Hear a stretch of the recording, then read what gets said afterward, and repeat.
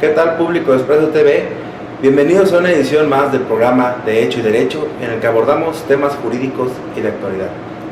Hoy nos acompaña, como siempre, el licenciado Arnoldo Huerta Rincón. Buenas tardes, Arnoldo. ¿Qué tal, Pedro? Adalberto, público. Y el licenciado Adalberto Guevara Montemayor. ¿Qué tal, Pedro, Arnoldo? Buenas tardes a todos. Hoy hablaremos sobre la presunción de inocencia, el que consiste en el que todo aquel que es procesado es inocente hasta que se le demuestre lo contrario. Pero para ello, Arnoldo nos explicará más al respecto. Adelante, Arnoldo. Muchas gracias, Pedro. Pues quisiera hablar de antecedentes primeramente, ¿no? De históricamente lo que es la inocencia, de cómo se ha ido evolucionando hasta nuestro ordenamiento jurídico actual de México. ¿Qué ha pasado? Ulpiniano fue de los primeros juristas en tocar este tema. Él decía que nadie podía ser juzgado por sospechas, ¿no? Que era preferible dejar impune a un posible culpable que condenar a un inocente, ¿no? No solo él, también después en la Revolución Francesa, con Montesquieu, Robespierre, Voltaire, se tocó este tema de la protección de las personas que son inocentes o de las personas que tienen que tratarse como inocentes desde un principio, ¿no? ¿Qué pasa en nuestro país? En nuestro país, a pesar de que constitucionalmente no se había establecido hasta la reforma penal del 2008, ya existían algunas legislaciones de los estados en sus códigos penales, en sus legislaciones penales, esta protección de la persona como un inocente hasta que no se le compruebe que fuera culpable, ¿no? En realidad, el antecedente que utiliza la Constitución mexicana lo usa primero de la Declaración Universal de los Derechos Humanos, en su artículo 11, que lo quiero citar literal, que dice: toda persona acusada de delito tiene derecho a que se presuma su inocencia mientras no se pruebe su culpabilidad, conforme a la ley y en juicio público en el que se hayan asegurado todas las garantías necesarias. También se pone en el Pacto de San José, en el artículo 8º. Estos son los antecedentes más directos con la Constitución mexicana, como lo pone, ¿no? Que ya en el 2008, como ya lo comenté, en el artículo 20 de nuestra Constitución, apartado B, en la fracción primera, señala que se presume inocencia. Entre los derechos del imputado se le presume que es inocente mientras no se declare su responsabilidad mediante sentencia emitida por el juez de la causa. ¿Qué quiere decir esto? Tiene que ser a través de un juez, ¿no? O sea, uno tiene que, incluso hay debates donde debería quitarse el término de presunción, debería ser simplemente principio de inocencia, ¿no? Se declara que es inocente, ¿no? No se presume que es inocente hasta que el juez declare lo contrario, ¿no? El juez, ¿qué hace en un proceso penal? En una sentencia, cuando es absolutoria, lo que hace en la sentencia absolutoria simplemente confirma la inocencia de esta persona que es imputada. Cuando es una sentencia condenatoria, se le quita el carácter de inocente, ¿ya? Pero no, en realidad se está diciendo siempre fue culpable y se le estoy ratificando, no. Se está quitándole ese carácter cuando es condenatoria. Entonces, este tema es muy importante y ahorita es un tema que ha sonado porque la Corte ha decidido que esta presunción de la inocencia, que solo aplicaba para la materia penal, también se extienda a lo que es la materia administrativa sancionadora, lo cual es lógico porque al final la diferencia entre esto y la administrativa es que una es una infracción, otra es un delito, pero también tienen elementos y lo que buscan es castigar, ¿no? Por eso se llama derecho sancionador, derecho penal sancionador o derecho administrativo sancionador, ¿no? Pues ese sería un preámbulo general del tema. Aquí puedo ver todo, pero un poco más técnico del caso de la materia administrativa. Muy bien. Adalberto, ¿qué se ha discutido en la Suprema Corte de Justicia de la Nación al respecto? Sí, Pedro, sobre este tema es muy interesante lo que la Corte ha venido resolviendo en los últimos años. Ya por ahí 2005, 2006 se habían emitido algunas ejecutorias por parte de la Corte en la que señalaba que algunos principios del derecho penal eran aplicables o son aplicables a la cuestión administrativa sancionadora. Un ejemplo claro era o es el principio de tipicidad. Este principio en el que no se te puede aplicar una sanción que no esté expresamente prevista en las leyes, se trasladó al derecho administrativo, al campo del derecho administrativo, es decir, que una conducta que no estuviera regulada como infracción no podría ser sujeto de una sanción. Entonces, después de esta evolución, digamos, jurisprudencial, hace 2 años la primera sala de la Suprema Corte resolvió un asunto en el que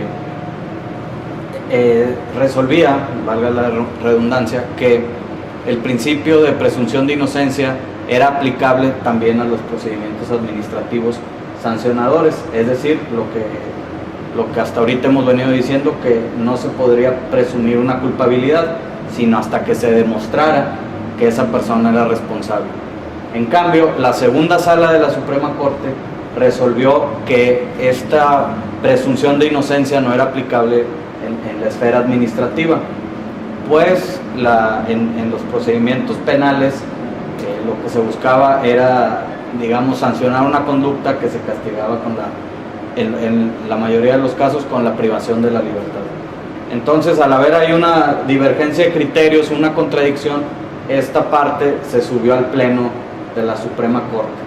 Y ahora, en enero del 2014, es que la Corte resuelve esta contradicción y señala que sí, que efectivamente el principio de presunción de inocencia es aplicable a los procedimientos administrativos sancionadores.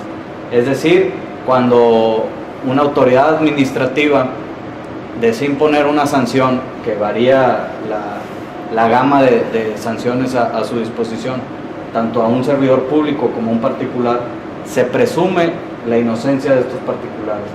La carga de la prueba está a cargo de la autoridad de demostrar que ese particular, que ese servidor público cometió esa infracción. Eso es lo que a grandes rasgos resolvió la Suprema Corte en esta sesión del pasado mes de enero. ¿Qué falta por hacer en México, Armando, respecto al principio de presunción de inocencia? Yo creo que lo principal respecto a este derecho fundamental, que es base de todo debido proceso. O sea, debido proceso es una palabra que implica que el proceso debe cuidar etapas, debe cuidar principios. Hay otro principio muy importante que en todos los sistemas democráticos aplica, que es el indubio pro reo, en latín, que significa que ante la duda razonable se libera a la persona, ¿no? Tiene que haber una certeza, están ligados porque al final claro, tiene que haber una certeza de que esta persona no es inocente, tiene que haber una certeza de que es culpable, ¿no? Por eso, ¿qué se debe hacer? Se debe de quitar ese estigma, ¿no? Ese estigma de la persecución del delincuente como algo tan rígido, como algo tan inquisitivo. Ya con la reforma del 2008, pues se quita lo inquisitivo a lo acusatorio, ¿no? Todo eso está más relacionado con la transparencia, con quitarnos esa... Dicen en algunos litigantes, en algunos pasillos del derecho penal, se dice que un ministerio público y un juez, que los dos es más fácil que te den una orden de aprehensión que un vaso de agua, ¿no? O sea, por así decirlo, que es gratis, por así decirlo. Entonces, primero tiene que conciliarse, tiene que quitarse ese estigma, tiene que verse la persona. Hay muchas personas que son inocentes y que han sido juzgados, hay muchas personas que son culpables y han sido liberados. O sea, se tiene que trabajar de fondo en una mejoría, tanto como de parte del particular, una cultura del particular, como una cultura llámese el servidor judicial o servidor judicial cuando estamos hablando del juzgado, evidentemente, o servidor público cuando se habla del Ministerio Público como autoridad sancionadora, como autoridad persecutora del delito, ¿no? En el caso de materia administrativa, pues ahorita lo mencionábamos también, el delito y la infracción son personas muy parecidas, ¿no? Tienen la tipicidad, o sea, los elementos tienen elementos que cumplen, tienen que cumplirse los elementos para que se dé la sanción, ¿ya? ¿Cuál es la diferencia? Pues la infracción es más leve, a lo mejor no acarrea una directamente la sanción como que la cárcel, ¿no? Por el tipo de materia que es, dependiendo del caso.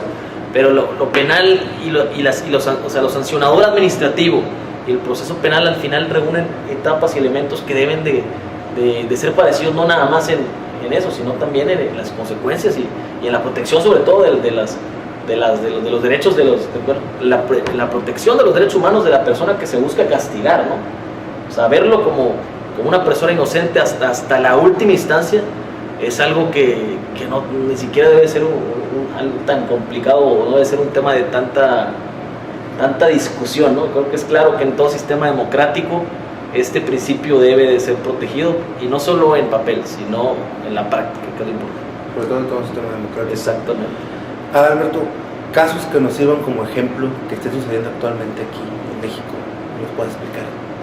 Sí, fíjate que ahora con este precedente esta resolución que la Corte ha emitido, a mí me vienen a la mente los casos, digamos, más emblemáticos ahorita en los que podrían desembocar en una sanción administrativa independientemente de las penales. El caso Línea 12 del metro en la Ciudad de México y el caso Oceanografía. Ahí vemos que probablemente pudo haber ciertas irregularidades en los procesos de licitación, en la construcción de las obras, en la contratación de las empresas, pero ahí se va a tener que respetar este principio de presunción de inocencia.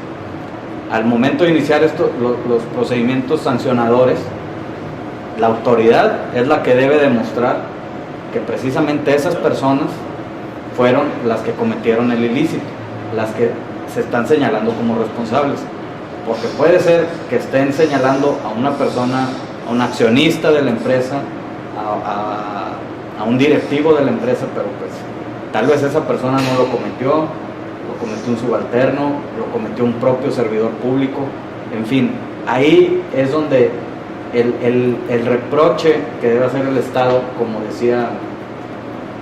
decía el ministro Alfredo Gutiérrez Ortiz Mena en esta discusión, el reproche debe ser por los actos, por los hechos y no por la persona en sí misma. Y disculpa que te interrumpa, sí. Una misma conducta les puede causar responsabilidad penal por un lado y responsabilidad administrativa, claro, por otro. Y en ambas se tiene que demostrar la culpabilidad. Yo creo que es un tema muy importante, sobre todo porque en los últimos años en la dinámica nacional se había entrado en un proceso en el cual se fabricaban culpables. Y lo vimos en casos como el de Florence Cassés, sobre todo lo de la guerra contra el narcotráfico. Así es. Cómo se iban fabricando culpables. Y yo creo que la analogía que haces con el asunto de Florence Cassés y la presunción de inocencia en materia administrativa es precisamente lo que se traspasó del derecho penal al derecho administrativo, porque la francesa salió libre precisamente por una vulneración a su derecho a que se presumiera su inocencia. No porque no fuera culpable, eso es otro tema, o sea. Así es. Ahí se debate. Yo soy de la idea que yo sin ser defensor de ella, sin haber sido un MP tampoco, por lo que alcancé a ver por la sentencia, no me quedo de que era culpable. El problema es que tienes ahí dos. El caso de Florence Cassés fue muy claro, o sea, fue o te ves como un Estado democrático ante el mundo, ¿no? Un Estado que respeta el debido proceso, o te ves como un inquisitivo, aunque tengas al final la razón, como un sistema maquiavélico. Pues ganó el Estado, la democracia, ¿no? Ganó el Estado democrático. Entonces, eso se tiene que fortalecer. Muy bien. Damos fin así a una edición más del programa de Hecho y Derecho. Agradezco mucho la participación tuya, Arnoldo. No, muchas gracias, Pedro, Alberto, por esta ocasión de vernos otra vez. Muchas gracias a ti, Alberto. Muchas gracias, Pedro. Muchas gracias a todos por sintonizar. Muchas gracias a usted por su atención y nos vemos en una próxima entrega del programa de Hecho y Derecho. Hasta la próxima.